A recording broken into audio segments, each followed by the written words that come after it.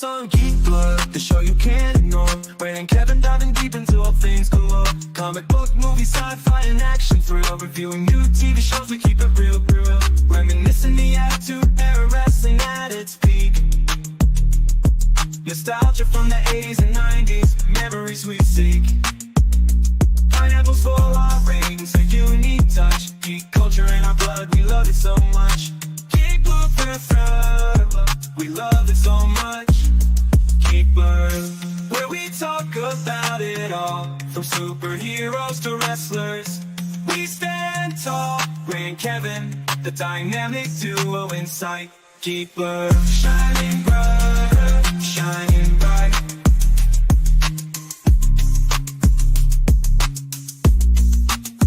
Did you hear about Pluto? That's messed up, right? Geek Blur, taking you on a nostalgia flight. From movies to TV, we cover it all. Join us every week, we'll have a ball.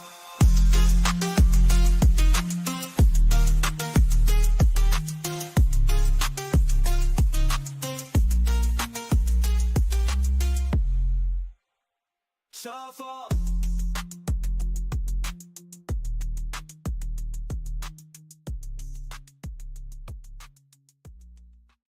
Hey, what's going on? What's going on?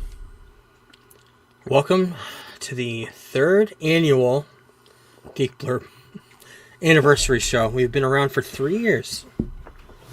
Little podcast that could. Chicka, chicka, chicka, chicka, chicka, chicka, chicka, chicka. Chit, chit. Oh, we did it. 149 episodes. Thank you everyone who's listened, if you're watching, if you're listening, throughout the years. Yeah, that's basically all. Usually we have something big planned, but this year we don't. I mean, we didn't plan on anything big. Couple of tidbits that I want to get into before we get into the rest of the show. On stuff that we've been talking about lately. Number one, we've been talking a lot about the Penguin. We got the finale coming up this week. We'll talk about the last episode soon, a couple minutes. But Arkham, this show that was supposed to happen, that was going to be probably Jeffrey Wright coming back. They had the Gotham PD show. Yep. Seeing how well Penguin has done on Max, on HBO, makes you think of all the possibilities that are being missed out on. I know there's some rumors of some shows maybe happening through Matt Reeves. I don't know if there's been any official word from him. I don't know if he said anything about it. I know the Joker one was the big one. It's in the news. Yep. We'll talk about it later, but yeah, the missed opportunities. I know the Arkham show was canceled. I know the Gotham PD show was canceled. There were plans for them. I don't know if they ever shot a pilot. Do you know if they went into pilot? I don't know. No, they never did that. The Arkham show has been moved to the DCU, so Matt Reeves is overseeing that for the DCU. That was the last I heard about that show. Is that it got canceled in the Reevesverse, but James Gunn liked the idea.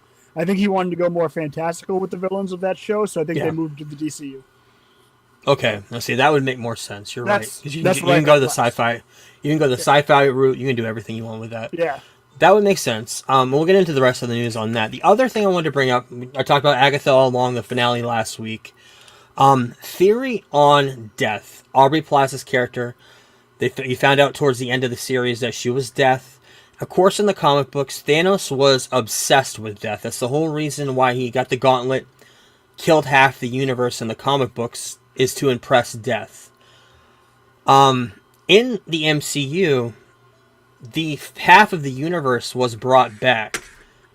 And the speculation I saw a couple of times this week was, what if Death comes back, brings back Thanos in a way because she's pissed, either going through multiversal fuckery or whatever, because all of those lost souls that she gained through Death when they all were snapped were automatically snapped back, and she lost all those souls.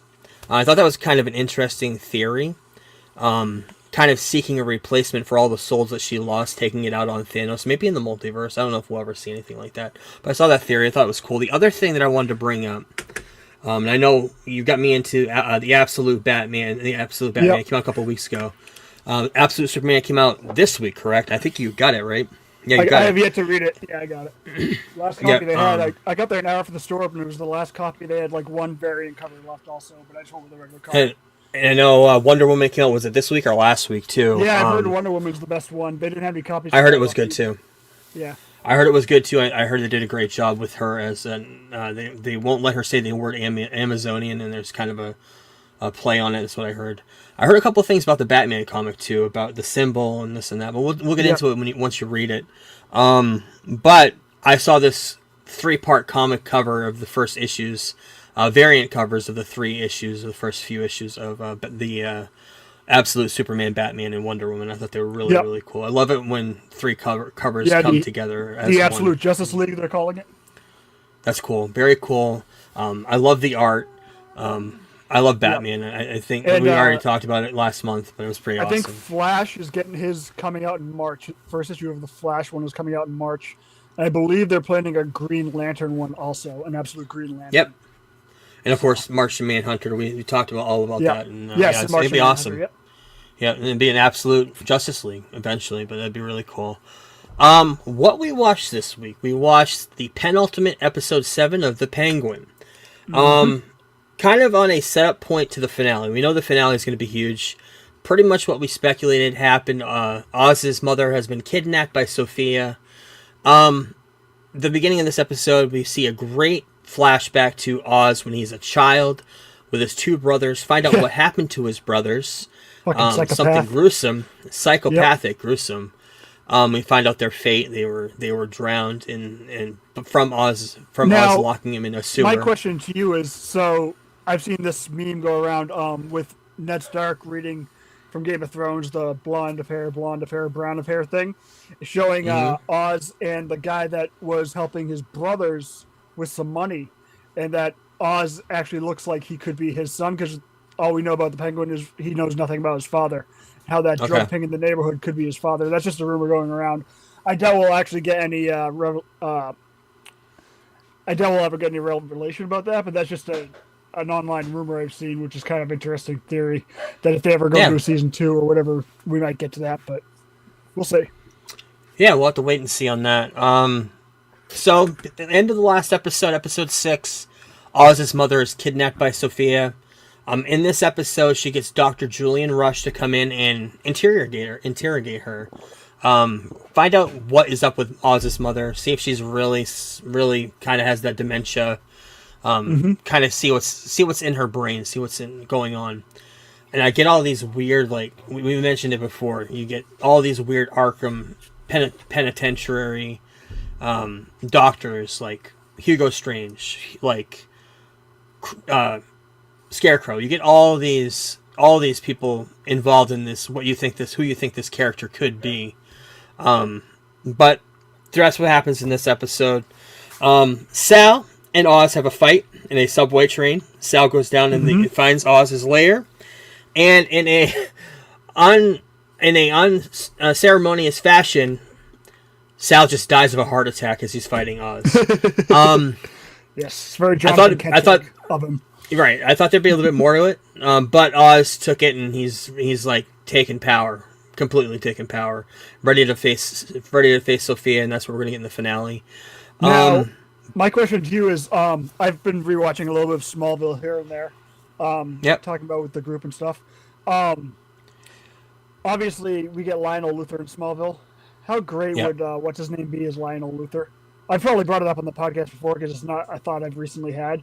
But just watching him, he would be such a good Lionel Luthor if they bring that character in the DCU. You're talking about Clancy Brown? Yes, Clancy Brown. I was blanking on his name. Yes. Yeah, he would be amazing. He's a great actor. He's just an incredible actor. Like on Dexter New Blood, he was fucking fantastic. Yeah. Probably my second or third favorite villain from Dexter. He's just an all-around great actor, and it sucks that he went out like that. But his roles... What's that? I say his roles are so versatile because not only does he play that role, but he also plays Mr. Krabs in SpongeBob SquarePants. Yes. He has like the spectrum of everything. Lex Luthor, funny characters. Obviously, he played Kurgan back in the day. Right, yeah. It's funny about him dying, and the only person that knows how he died is Oz. Right. So, of course, Oz, after he has the heart attack and dies, steals the ring. I've got you, just like he did at the Batman. And then he just shoots him a bunch of times, so it looks like he actually is the one that killed him, when in reality he wasn't. Yep. Steals the ring, makes it look... So after that happens, Sal is dead. Sophia takes revenge and sends bombs down into Oz's operations, blows up the whole entire sewer. And that's where we stand at the end of the episode. Oz standing in the dust of where his compound used to be. Sofia and Oz are on a collision course in the finale. Oz's mother will probably be the centerpiece of it all. I've been saying it from the very beginning. Something has to happen to her to awaken the Penguin that we know from the comic books, from lore of Batman lore. The other thing, I wrote this down way before the internet went crazy about it. We have not seen the Batman. Nope. Rumors are that he's not in the finale, not in the show at all. I know a lot of people have seen the finale for some reason. I guess yeah, they sent out all 8 episodes to the reviewers, and I'm guessing that if he's in the show, they just cut that scene, as it won't do anything as far as the plot of the show goes. But he should show up, especially what we saw at the end of episode 7. Gotham has exploded. Yes. Exploded big time. And Yes. if the Batman does not show up, from all the shit that happened in the Batman movie, that is a huge loss of this show. Yeah. Because he is there to protect Gotham, and now Gotham is burning. Literally And burning. apparently, though, in the second episode, somebody said that you could see on the newspaper something about Bruce Wayne being, like, gone to help whatever, like, just being out of the city for this time. But I don't know. I haven't rewatched. I'm going to rewatch most of them leading up to the finale Saturday and Sunday. So I'll see if I catch that or not. And that's just what I heard. I don't know if it's true or not. But, I think it would be cool if the show, because this episode is basically like 7 and 8 are going to happen within 5 to 6 hour period. So the city blows up. He goes and takes care of whatever with Sofia. The show, that storyline comes to a close or leads into the Batman Part 2. And then maybe at the end of the show, you see the bat signal go up or something, and then you hear the theme maybe brought in. I don't know. That's just a thought I had. But yeah, I mean, it has to lead into the second movie at some point. And like you said, it'd be weird if the Batman didn't make an appearance at all. Right. You got 2 warring factions going against each other, acting like they're not afraid of anything. When you saw the Penguins terrified of Batman. And we're going to a finale where they both think they're running Gotham, and they have this one big gleaming factor that's would make them think that they're not, and that would be the Batman. So Correct. we'll have to wait and see on that. Shrinking. Caught up on Shrinking episode 5? I sure have, buddy. Great show. I don't want to get into it too much because you haven't seen it, and I don't want to talk out of context, but Brett Goldstein wasn't in this episode. We know that episode's going to be coming soon. Yes. The confrontation episode. We'll talk all about that when it happens. You wanted to talk about Superman, Lois. You're catching up on that. We're at the final part of that season, last season for the show. This episode, Luthor went after pretty much all of Smallville and kind of made an enemy out of everyone in Smallville sticking up for Superman. He tries to basically muscle his way into this lady's property so he can set up shop in Smallville to basically make Lois and Clark's life a living hell. Yeah. And Lana Lang makes the lady back out, like convinces her to back out of the deal that he was going to pay her, which he was going to pay her like 3 times what the property's worth. And so he goes to confront her in a bar, and he offers her $10 million for the property and $10 million for every person in the bar if she agrees to sell the property. Superman shows up because he knows that Lana's down there and could be in danger. And basically the entire bar turns against Lex Luthor. And you have him threatening Superman's wife and kids again. He knows that the kids are also superpowered at this point. And so the end of the episode, Superman goes to confront Luthor, who's in his little apartment or whatever, and they're just outside in the street talking outside of the apartment. And he goes to confront him, and Luthor hits like a little key fob thing, and the lights turn red, which of course, as you know, the red sun drains Superman of his powers. So then it becomes a one-on-one human fight, and Luthor obviously gets the upper hand, but because he's Superman, he uses his will and his fortitude to basically beat the piss out of Lex Luthor, and does not know that his wife and kids are actually watching because they show up to the scene late, as he's just absolutely beating the fuck out of Lex Luthor. And I believe Luthor says something like, "Now they see the real you," or something like that. They're both kind of bloodied and whatnot after this altercation, and that's where we're left off with only a few more episodes of the show. I love this show. Luther's awesome. Abe from The Walking Dead is fantastic as Luther. This big brolic Lex that spent 18 years in prison because of Lois, basically, on a crime he didn't actually commit, even though he'd committed so many crimes, which is like why he wants to get so much revenge against them. And it's just been a great storyline. In the show, does he have a history with Superman? Like in the comic books, like does he know? Is that why he was in prison? Yes. Okay. They had been back and forth. But you don't really know that. Like Luther doesn't come in until like I want to say the 7th or 8th episode of season 3. Okay. Or maybe the midway point. But yeah, they had a history, but they don't really talk much about it. Okay. You just know they had a history, and yeah, it's been fantastic. Awesome. So I watched a couple of movies, not a big load besides what we had planned for this week, but I did catch up on one of the last Harry Potter movies, Harry Potter related movies from the magical world of Harry Potter. Fantastic Beasts: The Secrets of Dumbledore. This came out right after the pandemic, 2022. Had you never seen it? Never saw it because this is the last one. That's right. This is the last one, and I knew, number one, that it was left off on a cliffhanger, and I also knew that it had been canceled for the 4th movie. For I think they planned for 5 or something like that. Yep. It took 2 years for me to watch this movie. The cancel culture also was a big part of it. J.K. Rowling got canceled because of stuff she was saying about the trans rights and everything. Ezra Miller, of course, big part of this franchise in the first movie. I tried to do for the second one. By the 3rd time, he had already been canceled. All that crazy shit had happened. This is right around the time Flash was being ready to come out. And Johnny Depp was at the end of the first episode. You find out that Grindelwald is Johnny Depp. He's in the second movie. He plays Grindelwald the whole entire movie. And then he gets recast in the 3rd movie to Mads Mikkelsen, who's a great actor. But it's just weird to see a huge character be cast, the changing of this casting by the 3rd movie. It's weird. That's kind of why I stayed away from it. Plus, I knew it was really, really poor in the reviews. After the second movie, it was pretty bad too. But Jessica Williams, who I forgot, she's in Shrinking. She plays Jason Segel's kind of love interest in Shrinking. She plays an American witch in this. She's an American professor named Lolly. Eddie Redmayne returns. Dane Fogler, who's not on a lot of stuff, but he's really funny. But he's in this series. Alison Siddle as Queenie. They all kind of return. Everybody from the series returns in some way in this. In the movie, Dumbledore sends Newt, who is Eddie Redmayne's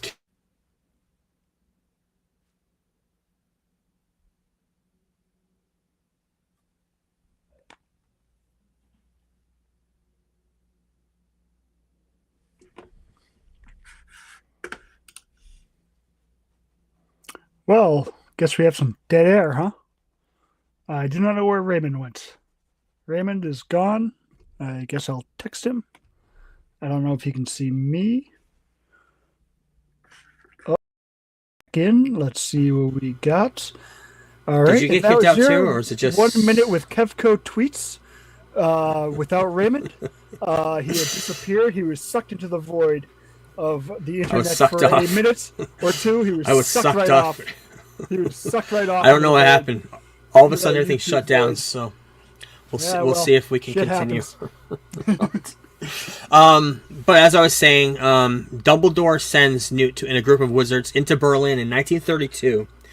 This is right around the time of not only Grindelwald's army taking shape, but it's also right before Nazi Germany. So you kind of get that. You kind of get the Grindelwald army was kind of connected to that same Nazi regime that was happening at the same time. All about Grindelwald's and Dumbledore's storied love affair, which was hinted by J.K. Rowling way back after the last book came out. She said that Dumbledore was gay and her lover was Grindelwald. That was kind of played out in this. Also, a follow-up to the family history that was shown in Deathly Hallows for Dumbledore. That was also played out a little bit in this, but again, watching the movie did not play a huge part in this story.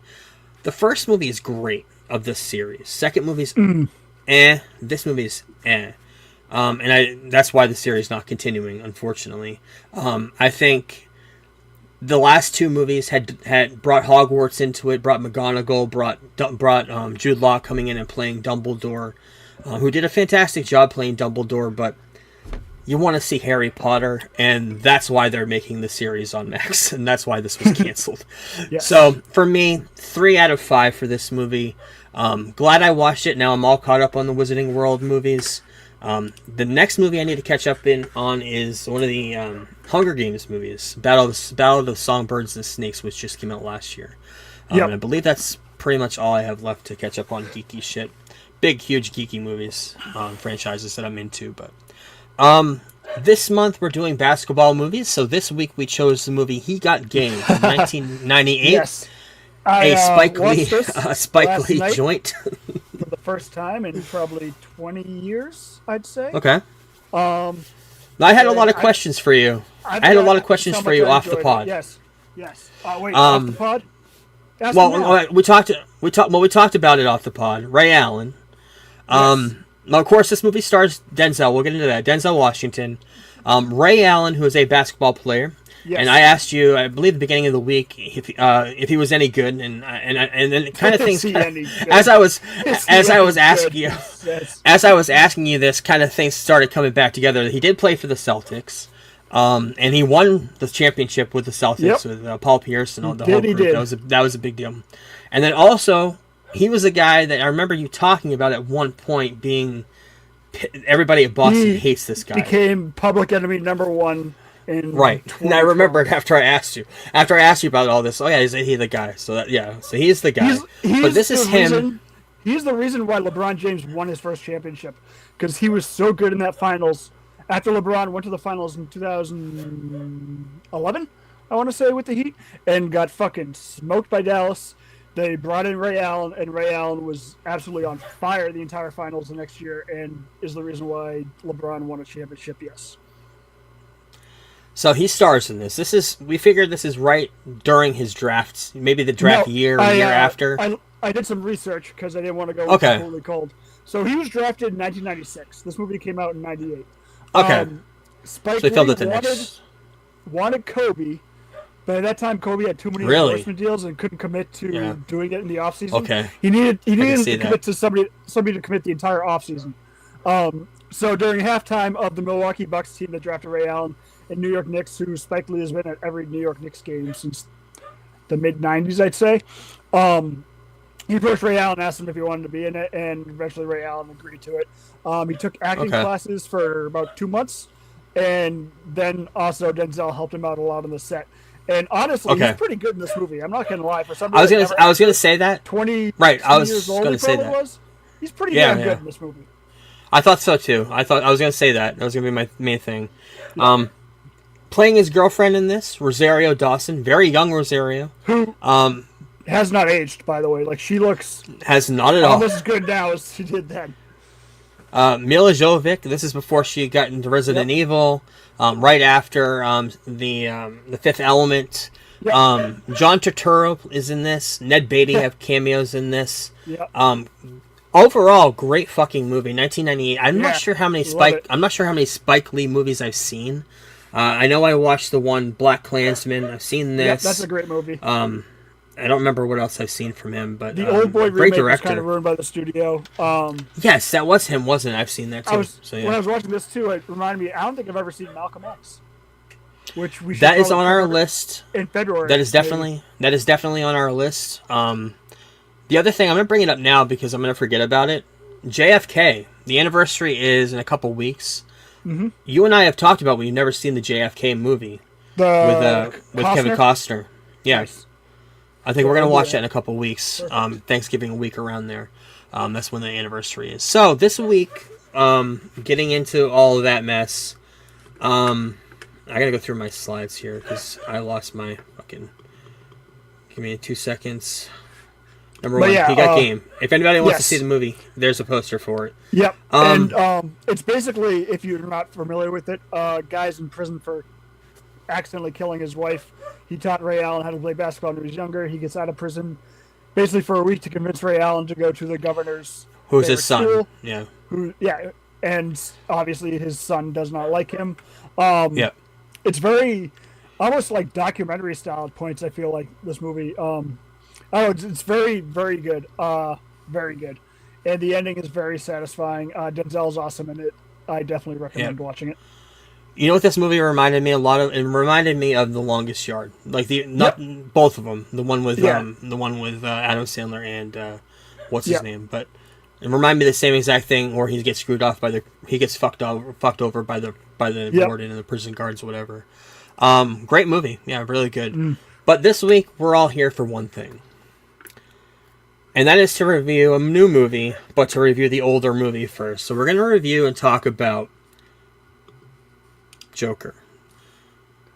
This movie came out in 2019, right before the pandemic. We talk about it all the time. This movie is a love child of Taxi Driver, King of Comedy, Scorsese classic movies. Came out in 76 and 83. Things of note. This movie has a weird setting. Number one, directed by Todd Phillips, who is known for, at this point, comedies mostly. He did all the Hangover movies. Frat he boy did comedies. old school frat boy comedies, yeah. He did that movie with fucking Robert Downey Jr. too, didn't he? With the guy from Due Date. He did Due Date, yeah. They have great movies, all funny movies. But this is just kind of one of his first like detours into dramas. Brought in Joaquin Phoenix to play the Joker. This role had been fan cast, not by him, but from a whole bunch of other actors before they landed on Joaquin. And the setting is in a weird 70s, 80s type Gotham. Very strange for this movie setting, considering we're so used to like the Burton movies, we're so used to the Nolan movies. We're used to now Snyder movies, so Batman is more in a futuristic, grizzled world. This world of Gotham is so dark, so 70s, so 80s. A lot like Dark Knight Returns, the comic book series. You kind of get that feeling a little bit, like what he was maybe mimicking a little. Other parts of the cast, Zazie Beetz, who was in Deadpool 2, she played Domino. She kind of plays Arthur's neighbor, who Arthur thinks he's in love with. We find out more about that later. You also find out that Arthur may be the illegitimate love child of Thomas Wayne after a cover-up. The thing about this movie and the thing about this Joker character is you're not sure what is true and what is real, because Arthur is full of delusions, including thinking that he's in love with his neighbor, who's played by Zazie Beetz, and come to find out by the end of the movie that was all a delusion. He's sitting in her apartment waiting for her to come home, and she's like, "What are you doing here? My son is sleeping, or my daughter's sleeping," I can't remember what it was, "is sleeping in the other room. You need to get out of here right now." But the reason why this movie is good for the last 20 minutes, the final 20 minutes, is I've always said I'm not a big huge fan of this movie except for the last 20 minutes, is what they did to the character of the Joker. I thought they did a great job. Sticking it to the establishment kind of creates Arthur's cult following as the Joker, this whole other persona that he's created. When he goes on, Murray Franklin, who is played by Robert De Niro, and has a whole speech, because Murray Franklin is kind of like a David Letterman, Johnny Carson-like character, who finds this tape of Arthur doing comedy in a stand-up room, and he's doing horrible. So he's making fun of him on live TV, and he's been a Murray Franklin fan his whole entire life, but this all turns to shit when Arthur sees him on TV making fun of him. So he becomes this Joker persona, gets booked on the show, and goes on there. And taking out revenge, shoots Arthur, Robert De Niro's character, right in the head, right on live television. And it's a great scene. The whole dialogue before the scene is great. That's why I said the last 20 minutes of this is worth the while for me. So I like that. And then you get into the ending in the hospital, and you're kind of like, wait, what was the delusion? You're so fucked. This whole movie fucks with your brain so much because you're not sure what he's actually seeing, what happened on the stage with Murray Franklin, what happened before and after. He kills a couple of people. He kills people on a subway train. You're not sure how that really interacts. So the ending when he's in Arkham Asylum is also twisted too, because the very last scene you see is of him walking down the hallway with blood-stained footprints. You're not sure, is this real? Is this in Arthur's brain? Is he imagining it, or did it really happen? We're not sure. For the last 20 minutes alone, this movie is a 3.5 out of 5 for me.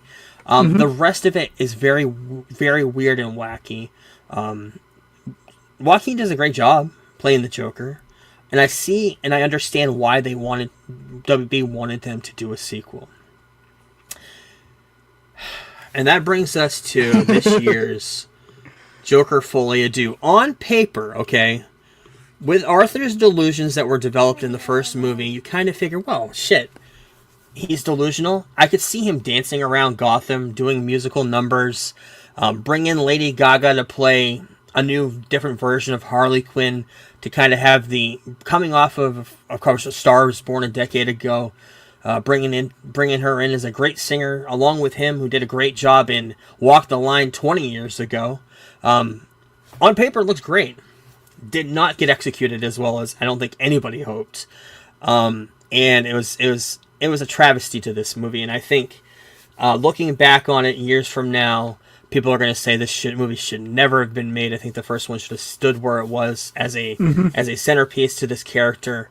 And it showcased all the issues and flaws with Todd Phillips' vision of the character in general. And this movie is definitely the anti-comic book movie for sure. 100%. Todd Phillips, number one, I've talked about it before, I'm going to mention it here again, cannot execute sequels. Hangover 1, classic movie. Do you remember Hangover 2 and 3? I enjoyed the third, but the second one's trash. They're forgettable, and they're trash. They're very, very weak. The third one I remember a little bit. They kind of go back to the first one a little bit with some stuff that happens. But the first one is just such a classic in the moment of time movie for comedy. It was great. The intro animation, 1960s Warner Brothers cartoon homage. I thought that was great because you get that delusion from him that you're wondering, okay, now he's delusional. He's thinking he's in an animated world, and he's in prison. This picks up right where the first Joker left off. He's in Arkham this time.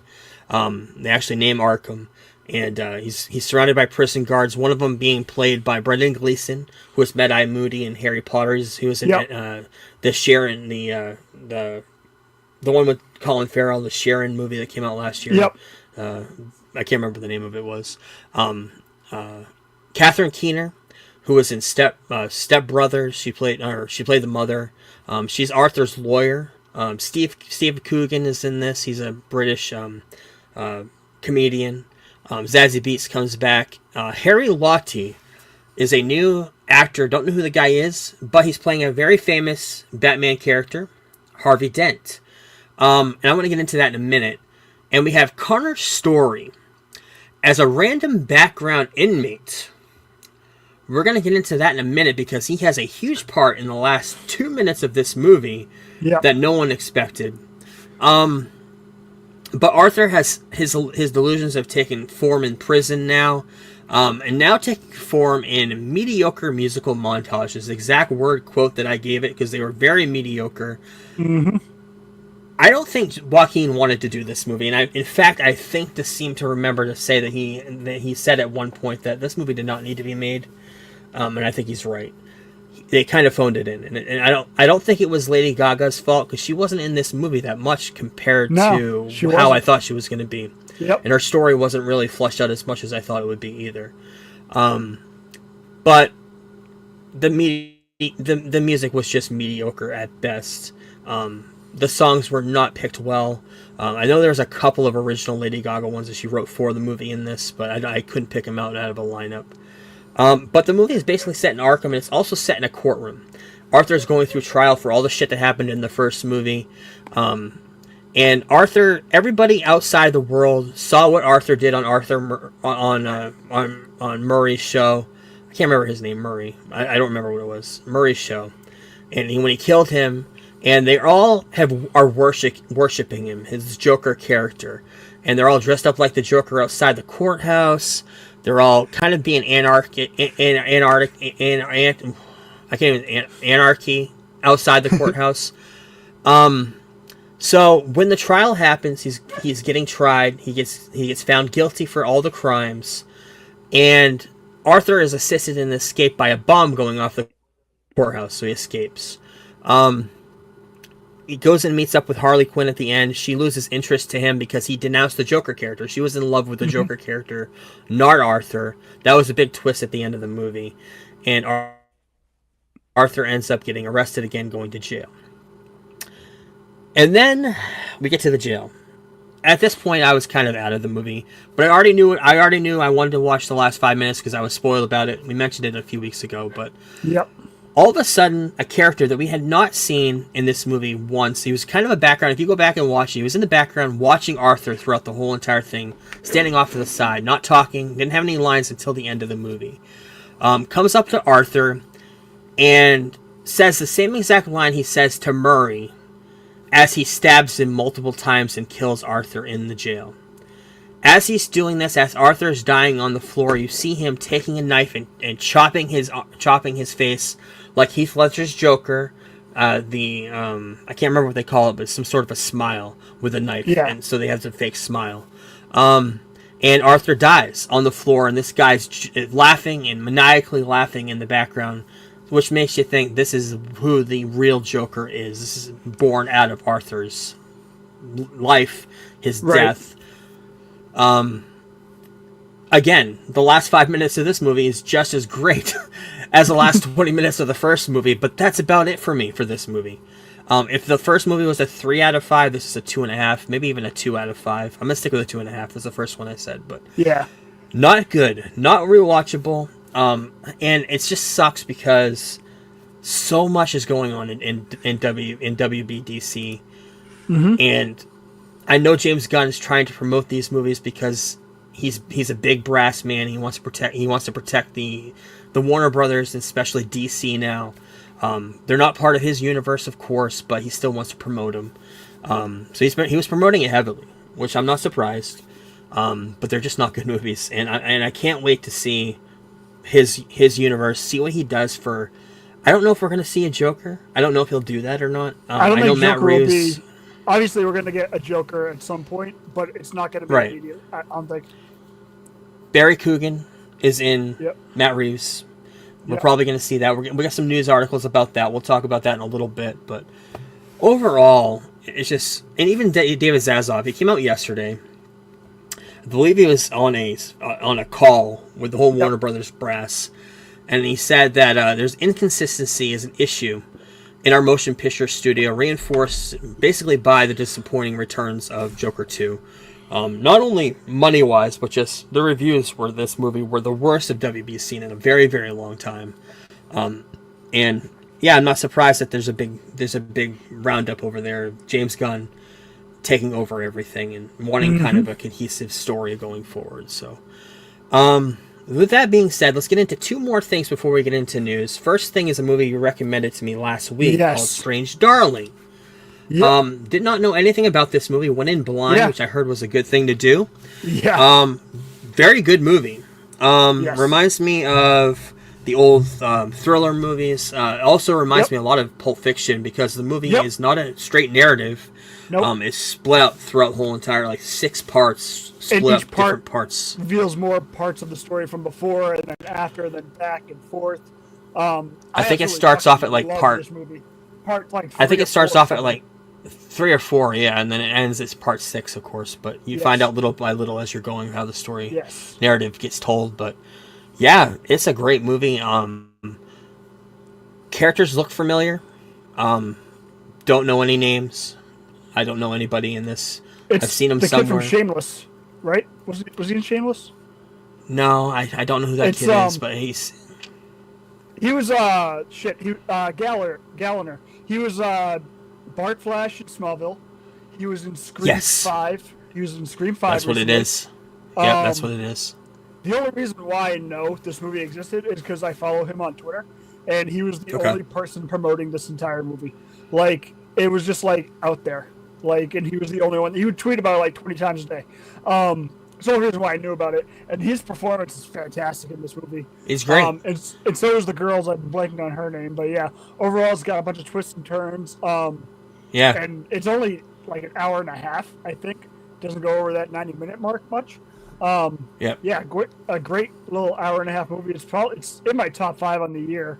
Probably top 3. So, yeah, I love this movie. Yeah, very good. 4.5, 4 out of 5 for me. Very good.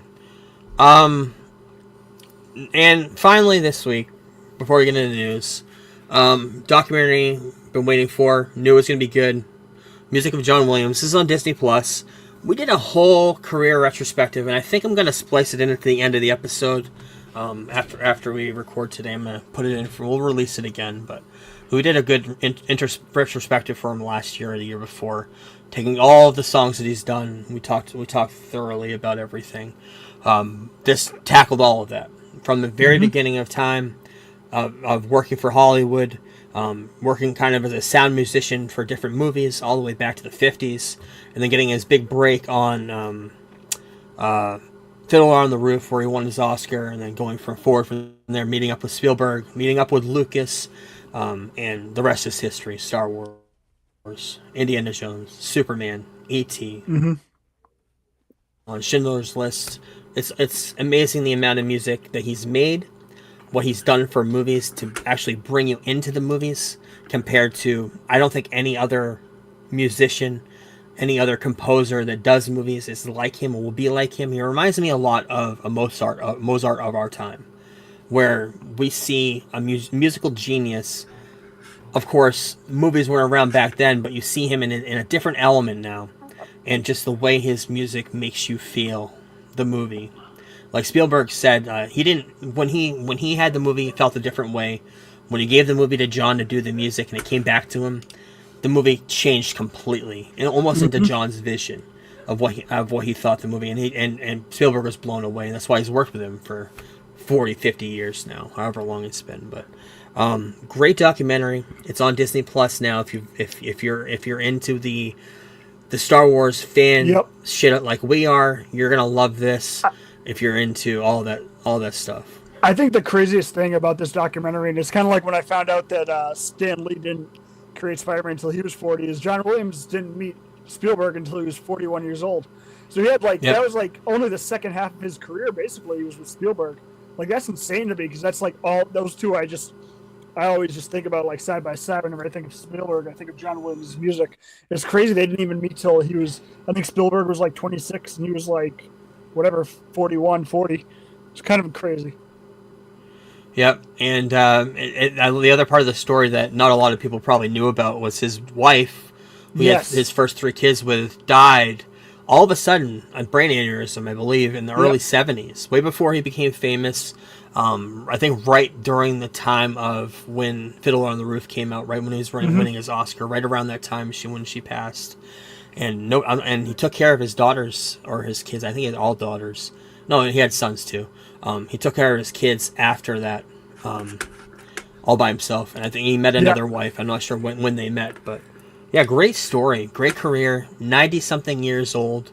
I'm gonna splice that the big retrospective we did last year on at the end of this episode, because I think if you haven't heard it, you should, because he's a fantastic part of movie history for sure. Part of our childhood, part of pop culture, geek culture. Next week, big review, even bigger than that, movie that we've been looking forward to. Of course, I don't have the picture here, but Superman, the documentary, came out this week. Yes. We will talk about that in full next week. We're going to watch it tonight. And with that being said, I just rewatched Superman 1 and 2, so to get ready for that's awesome. One of the reasons why I was putting it off. I wanted to watch those again before I watched the documentary. So yeah, I can't wait for it. I've been sitting on it since I bought it Tuesday, so I cannot wait to watch it when we're off tonight. Yep, yeah, we're definitely going to watch that. So with that being said, let's get into the news.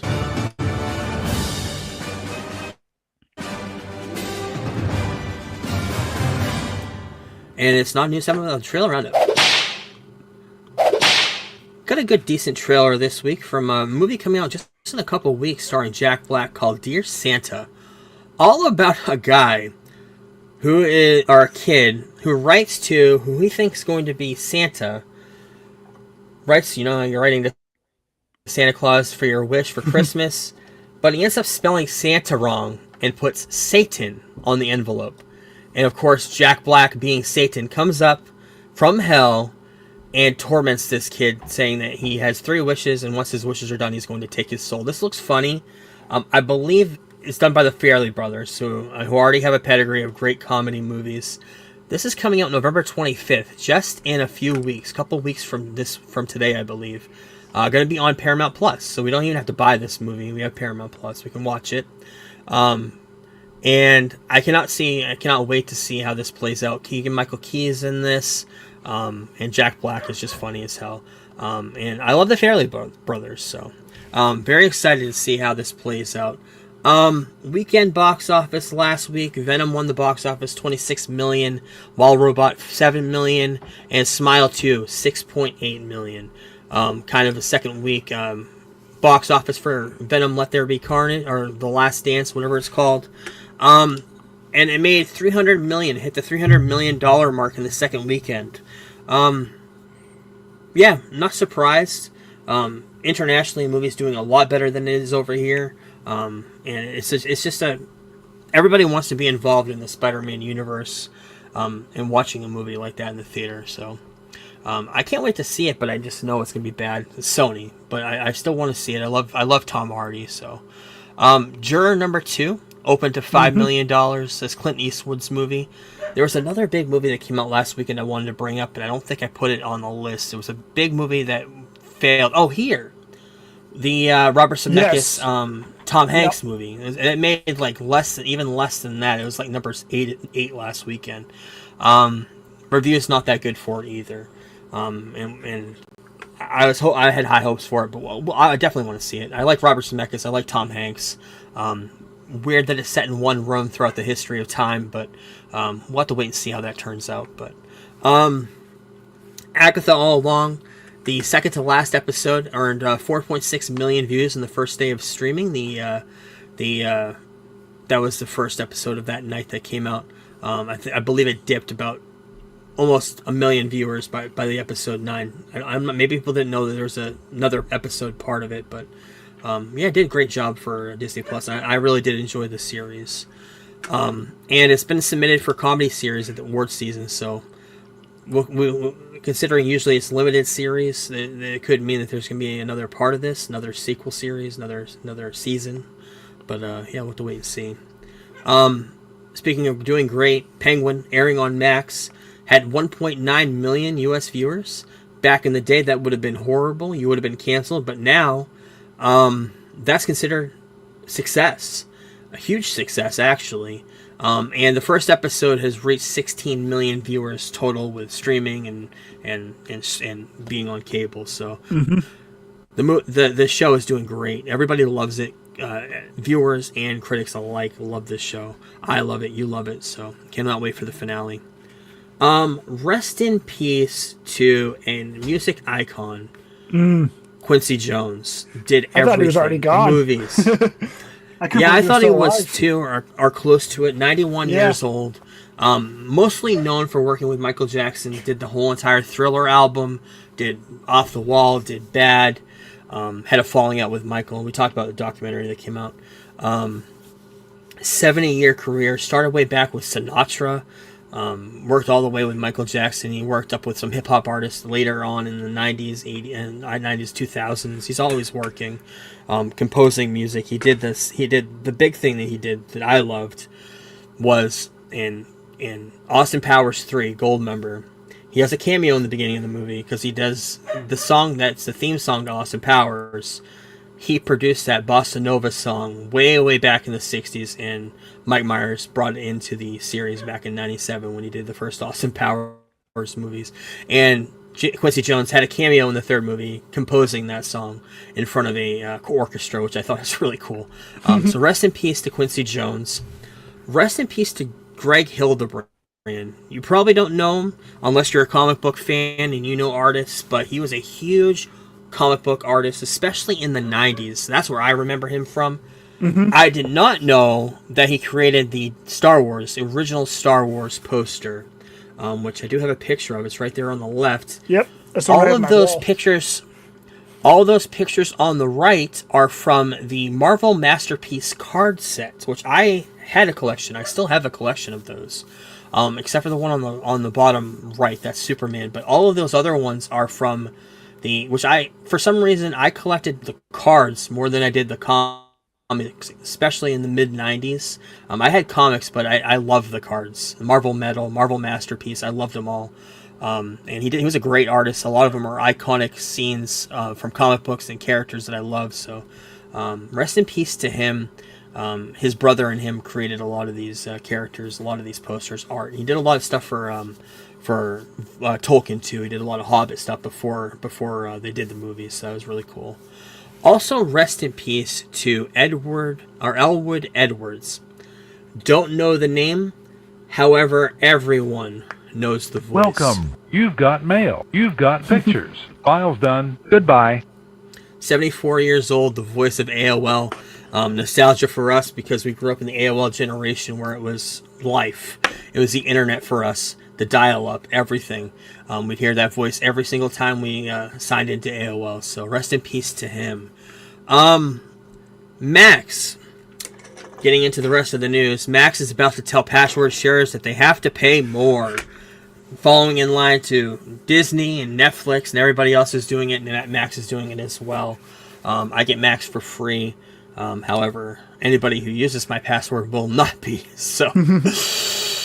yeah, it's just the way it is. After COVID, everybody seems like they need more money. The streaming renaissance is done, and we'll see where that is in another 5 years from now. Sony has patented with a dedicated rewind button, so you can replay what you've played on screen. You can go back and look at it through screenshots. I believe in video shots too. I'm not sure when this is coming out. Probably next PlayStation, I'm not sure, but we'll have to wait and see on that. Speaking of Back to the Future, or Robert Zemeckis, Back to the Future, he keeps saying that the studio requests to make more, and he's always, him and Bob Gale have always said they are not doing a sequel. Oh yeah, yep. But the one thing that he's interested in doing with Back to the Future is to adapt the musical that just is leaving Broadway, I believe, next month. Yep. They're leaving Broadway, but he wants to adapt the musical for a screen, which doesn't make sense. Why are you going back to the well? Just make a new story. I've always said Back to the Future is the one property, one IP that has plenty of stories to tell because you have time. You have all of history. You have, of course, you probably couldn't bring back Michael J. Fox, maybe as a little short cameo. Christopher Lloyd's getting up there in age. Probably couldn't come back to what he used to be for Doc. But I'd be interested in it. But they're just dead set against it. They don't, and Universal's pushing them every single year to do it, and they're always against it, and they won't do it until they die. So, we'll have to wait and see. But he's only interested in a musical. Very, very weird. New movie, Bob Odenkirk, action movie Normal. Producing team behind Nobody, Henry Winkler, Lena Headey have joined the cast with Bob Odenkirk. I don't believe this is the follow-up to Nobody 2. I think Nobody 2 is the sequel. Yeah. This is a whole other story, Normal. Don't even know what it's about, but yeah. Alien Romulus, we were very high on it a couple weeks ago. Coming out on Hulu on November 21st. I just wanted to let everybody know that if you have not seen it, to keep an eye on it because it's very, very good. Yes, go see it. Go see it, definitely. The Fly. What are your thoughts on The Fly? I've never seen it. Jeff Love The Fly. That was a backup for when we're doing the monster movies next year. We should watch that. Even though it's not a classic monster movie, but it was on the back burner for this year because I absolutely love that movie. Jeff Goldblum, you can see why he was the runner-up for Christopher Lloyd's character in Back to the Future, Doc Brown. He's very, very Doc Brown in this movie. I love it. It's a great movie. Yeah, well, there's going to be a sequel in the works. Or Universe TV show. Not sure what it is. But I saw that this week and wanted to bring it up on the podcast. So, yeah. We also get the first look for the final season of Stranger Things. Coming out in 2025. I got some new pictures from that right here. Not much other than that. No trailer yet, except for a little trailer that released the titles of all the episodes. 8 episodes in total. The Crawl, The Vanishing of blah blah blah. They kept that redacted. The Turnbow Trap, Sorcerer, Shock Jock, Escape from Comatose, The Bridge, and the last episode of Stranger Things is going to be called The Right Side Up instead of The Upside Down. Mm-hmm. So yeah, very excited for that show. I loved the last season. I loved what they did with Eddie and the guitar player, who's Joseph Quinn, of course. Everything now, but other interesting weird news this week. A game I have not played. I have it. I want to play it. I had to pack it away last year. I got to go up in my storage and grab it. But Hogwarts Legacy, I heard it was great. And I heard they did a great job with depicting, I think it was set 100 years before Harry Potter. But Part 2 is in development right now for consoles, probably for next gen. And it will tie in directly to the Harry Potter TV series that's happening. I don't know how that's going to happen. They've been teasing it. Warner Brothers has talked a lot about this week about how the video game part of Warner Brothers has been disastrous. Mm-hmm. The big thing was the DC game, Suicide Squad, right? Yep. Big failure for them, and that was a big money loss for them. So going forward, they're going to be more strict with the IP coming out of the video games, focusing on Harry Potter. Another one I saw was focusing on Batman, which the Arkham games were huge gangbusters for them, of course, and they're thinking, rumors are there's going to be another Arkham game. Saw that this week too, but Harry Potter Legacy tying in, that's kind of interesting. I don't think we've really had any video games tie into a movie like that, so that'd be kind of interesting to see if that happens.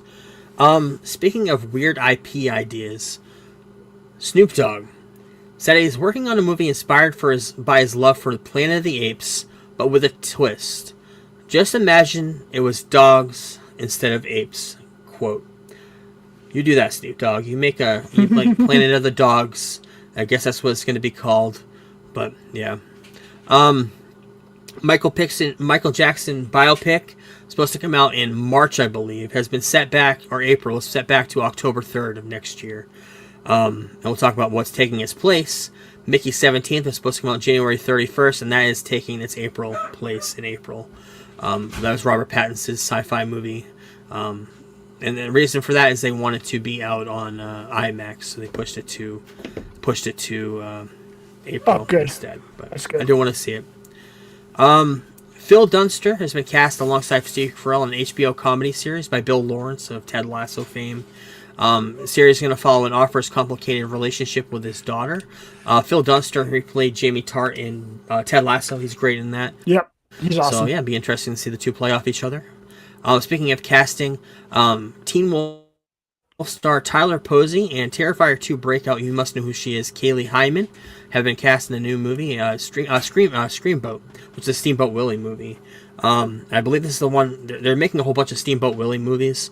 This is the one with the guy who plays Terrifier, Art the Clown. There's a whole bunch of. There's one with him that's going to play Steamboat Willie, and this is the one that they've been cast in. So, speaking of casting, Macaulay Culkin, who I've always said he should be cast more as an adult, has been cast in Fallout Season 2, which was a great show, Season 1. So I cannot wait for that, see who he's playing to be a recurring character on that.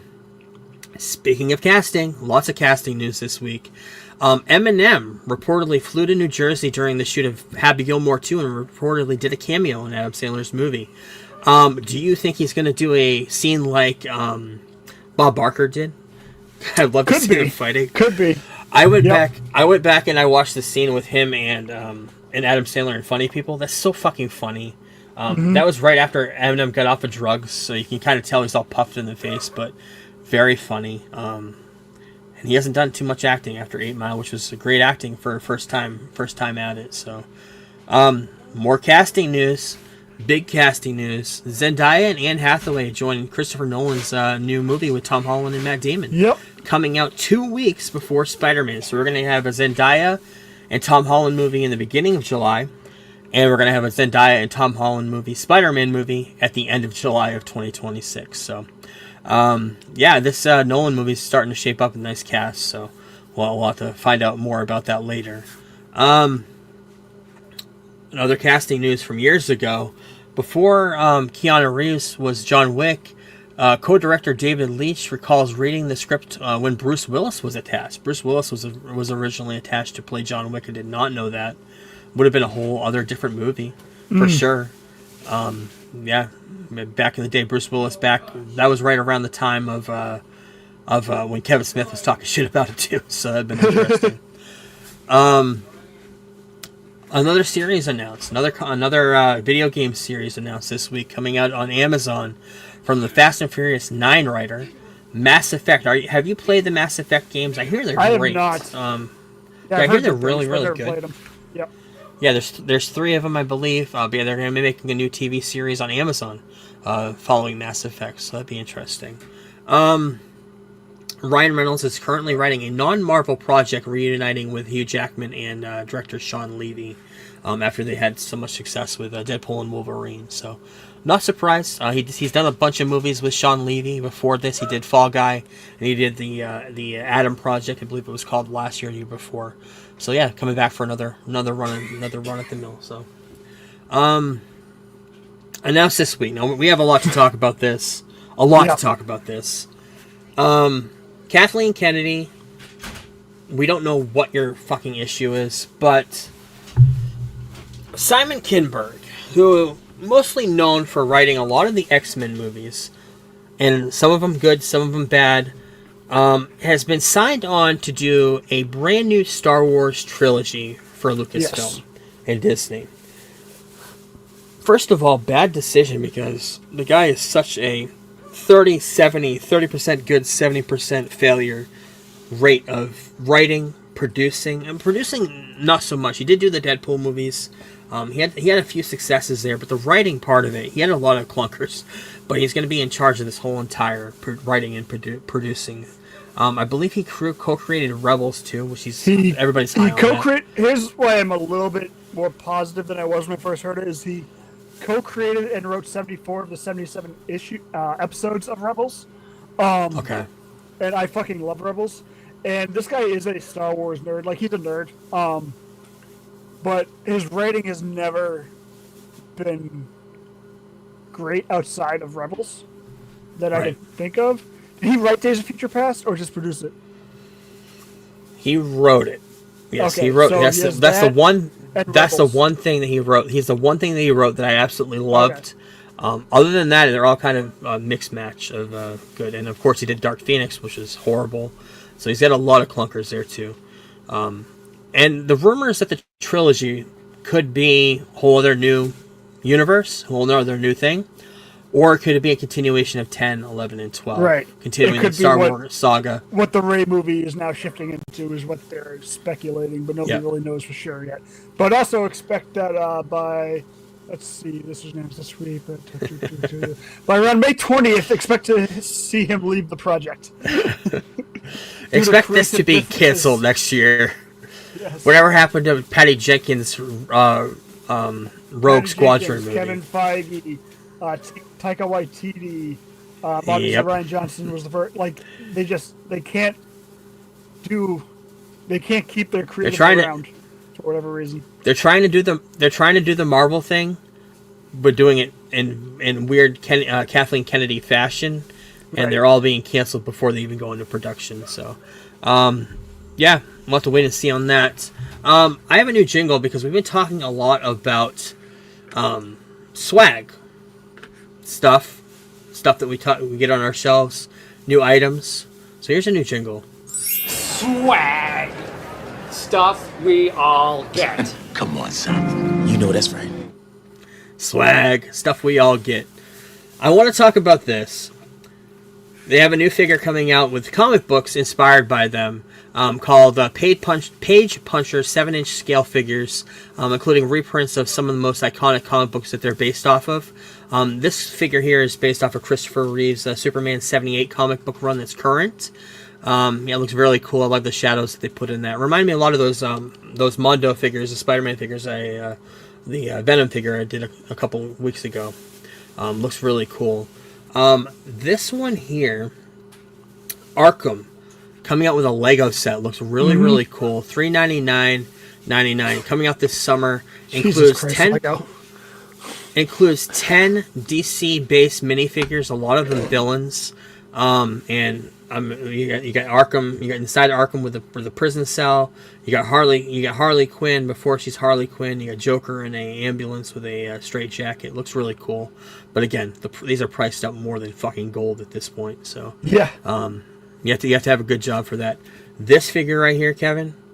This should be your holy grail item on your shelf. The Dark Knight Returns hot toy figure.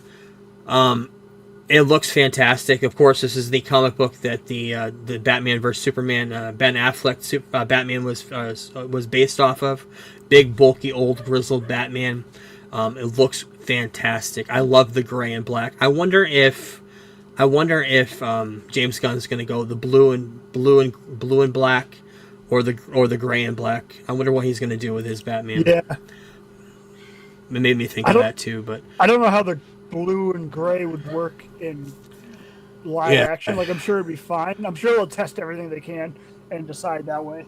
But yeah, this figure's pretty that figure cool looks looking. awesome. Yeah. Well, maybe I did have a picture. New casting, villain for Lanterns. I love this guy. You love him for different reasons. Yep. I love him from the show Raising Hope. He's fucking hilarious. All 3 or 4 seasons of that show. You love him from Looper. You love him from Sarah Connor Chronicles. Yep. Last House on the Left with Jesse Pinkman. Yeah, he's a great actor. Garrett Dillahunt. Awesome. We both wanted him for Negan. Remember when he was trying to get the Negan role, and we were both like, but then Jeffrey Dean Morgan got it. Jeffrey Dean Morgan was fucking amazing. But I love Garrett Dillahunt. Yeah, me too. He's funny as hell. He's just a great actor. Big rumors of who he's playing. Could be playing the Black Hand. He's obsessed with death. He's kind of like a cosmic divining rod. Allows him to absorb the energy of lantern power rings. Would also allow him to locate them. He's slowly driven crazy. The cosmic dividing rod kills him, and the Black Lantern ring then reanimates him, turning him into a symbol and herald of death. So, not sure. Big rumors of that's who he could be, the Black Hand, but we'll have to wait and see. From what I'm hearing, it's all like really set in like the Midwest cowboy. That's kind of what the aesthetic. Yeah, that's what it sounds like. Yep. Yeah. This is the news we kind of mentioned. You should watch the first season of True Detective at some point, because the show's fantastic. That's what I hear. That's what I hear. It's one of the best single seasons of TV I've ever watched in my life. It's incredible. Okay, yeah, I definitely have to watch it then. This is the news we were hinting to earlier. The Batman, rumored to be doing a Joker spinoff. And this is off of Matt Reeves' Joker, of course, played by Barry Keoghan. Don't know more about that other than the rumor being set between part 2 and part 3. So in other words, the Penguin's set between part 1 and part 2. Yep. The Joker will be set between part 1 and part 3. And the other bit of news for this is that would set up the Joker being the big bad in the third one, which would probably be the way to go. I wouldn't have him be the big bad in the second one. I would use him very sparingly, maybe like they did in the deleted scene. But work on that fucking makeup, bro. I think Barry could absolutely kill it as the Joker, but I did not like the direction they went with in the deleted scene. I didn't either. Yeah, I didn't either. Elizabeth Olsen, I've seen this rumor around. I just want to bring it up. Elizabeth Olsen, rumored to be returning as Scarlet Witch. She's not going to be playing a variant of the character. She's going to be playing the character from the 616 that was killed in Doctor Strange Multiverse of Madness. Based off the comic book run right after House of M, where the reality was all fucked. That was, of course, based off of WandaVision. Right after House of M, Wanda goes into another universe and teams up, kind of becomes a love interest to Doctor Doom. And that's the rumor of what's going to happen in Doomsday. Not sure what's going to happen. Not sure if that's the case, then that means that Wanda Maximoff's going to play a huge part in that. So that would make sense if we're talking multiversal fuckery. Bringing in the X-Men, that would make sense too. So yeah, we'll have to wait and see on that. That's a big rumor right now. Ryan Reynolds came out this week article on EW, Entertainment Weekly, talking about how Marvel is obsessed with Channing Tatum's role as Gambit in his movie, saying it's kind of like the same situation I went through. Once you show that it works well, that's really what they need. Sometimes they just need to see it in action. That's exactly what happened with Deadpool. Once they saw it on screen, they're like, yeah, this fucking works. And that's exactly what happened with, that was the best part of Deadpool Wolverine for me, was seeing Gambit. The way that he was portrayed, it was everything right out of the 90s cartoon come to life with Channing Tatum. So it'd be interesting to see what Marvel does. This is why I wish Marvel would do Elseworld stories, because you can't have it be the classic Gambit at 40 whatever years old when you have all the young X-Men running around. But I wouldn't be surprised if they use him in like the Secret Wars and stuff, like if they use Hugh Jackman also, and then just do. I assume they're gonna do like a soft reboot after that movie of where they can then introduce the actual X-Men. Because you can't have him and a 18-year-old, 20-year-old Rogue being romantically connected, and same with Wolverine. It would be cool to see him again on screen because he was good, but he was also used sparingly. Like, I don't know if I could sit through a 2-hour movie with him talking like that, even though it's incredibly accurate to how he would talk. I think when they do eventually cast Gambit in the MCU, it'll be toned down a little bit. And it'll be X-Men. It'll be X-Men, so he'll share the screen with everybody else too. It won't be central. If they make a solo movie of him, you're right. I could not go 2 hours watching a Gambit movie. But an X-Men having mixed dialogue with everybody else in the cast, I could see happening. We'll have to wait and see on that. Currently happening in Brazil right now, we got D23. Not a lot of stuff coming out today. There's a panel today, this afternoon, but it's going to be. Well, first of all, I have a couple of things. They have some standees in the lobby. Fantastic Four, Thunderbolts, Captain America, Brave New World. They also have... I'm not sure if this is there or not. I saw it online, but this is the rumored popcorn bucket for Captain America, Brave New World. I'm not sure where the popcorn goes. I guess behind his head. There's probably a thing in the back, Probably pulls out like the Terrifier one. When you first walk in, you see this big, giant, life-size version of Cyclops from X-Men 97. I thought that looked cool. You also see standees for Tron Ares, Mufasa, and you see a new picture of Andor Season 2. And today, during the panel for today, it was all Disney, and they showed a new trailer for Mufasa. Looks like it's a prequel to not only Mufasa, but they're going to have a lot of the characters from the first movie, which I haven't seen the first movie. I've only seen the cartoon from the 90s. But I mean, then you've seen the first movie because it's literally that's everything. That's everything. That's everything I heard. Yeah. But the trailer looked decent, telling the story of how he finds Pride Rock, how he finds his wife, and pretty much how he becomes king. So. And new visual of Stitch from the Lilo and Stitch movie coming out next summer. And we got the new Tron. I guess I didn't put that there. We got new Tron. But tomorrow, we've got Kevin Feige coming in. He has been spotted in Brazil. Saturday at 4:30. We're going to talk about it next week. But Lucasfilm and Marvel are going to have a panel tomorrow afternoon talking about some new stuff coming out. So I saw a tweet. Fantastic Four hat. Yeah, I saw a tweet about the hat, and somebody was like, "Whoever gets me Kevin Feige's Fantastic Four hat will have I'll put $1 million in the Venmo account, whatever." And somebody just replied with, "Bro, it's a blue hat with a 4 on it. I think you can get that one custom made." Yes. Oh man, but that's it for news this week. And we'll talk all about that next week. We'll talk all about the finale of The Penguin. Very excited for that on Sunday. Shrinking episode 6. We'll continue watching that. Mm-hmm. For you. Cobra Kai comes out next week on the 15th, part 2. Yep. Red 1 comes out in theaters either today or next week. I can't remember. Getting horrible reviews with The Rock and I'm gonna Chris wait Evans. Streaming before Christmas, I assume. We're watching streaming on Netflix, I believe. Big movie next week because I think we're gonna try to see Gladiator 2 in theaters. I think it's gonna be a theater movie. Mm-hmm. Movie I have not seen in over 20 years, Gladiator 1 with Russell Crowe. We're gonna watch that. We're gonna watch that next week and talk about it. Basketball movie that you recommended this month, Celtic Pride. And you've never seen it? Comedy. I believe I've seen. If I've seen it, it was back in the 90s. You might have saw it a long time ago, so you don't remember much. Yeah.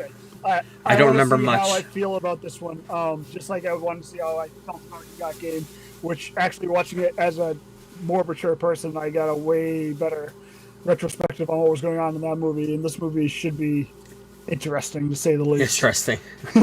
Interesting. Yep. Daniel Stern, correct? Who else is in that? Daniel Stern and somebody else. Daniel Stern.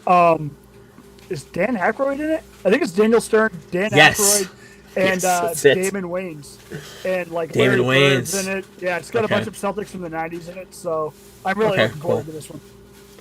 But the big review next week, we've already mentioned it. Superman, the documentary, first release from DC Studios. Very excited for that. Everybody's praising it. The whole story about Christopher Reeves and how he came to be and how his accident became a philanthropic lifelong legacy for him, even after death of the Dana Reeve Foundation. So, Dana Farber Reeve, I can't remember what that was called. Yeah, but we'll talk about that next week. Thank you everyone for listening, and we'll talk to you then. Peace. Deuces. Hold on. After I lost it, I gotta find my outro. Oh, this show has gone off the rails. Thanks everybody. Peace. Deuces. We're the Geek Blurb crew, here to enlighten you, talking all things geeky, from movies to wrestling to our podcast is the place where you wanna be for all the latest news and nostalgia from the 80s and 90s. We review comic book flicks and sci-fi hits, riding the wave of action movies with all the cool bits. From Iron Man to Star Wars, we cover it all. And when it comes to wrestling, we never drop the ball. Geek Blurb, we're the kings of the nerds, rating movies and pineapples, our opinions never blurred. Join us each week for a geeky chat with the latest news and a dose of nostalgia that. So if you're a fan of the comic book craze, or a lover of sci-fi and all its maze, tune in to Geek Blurb, we're here to entertain, bringing you the best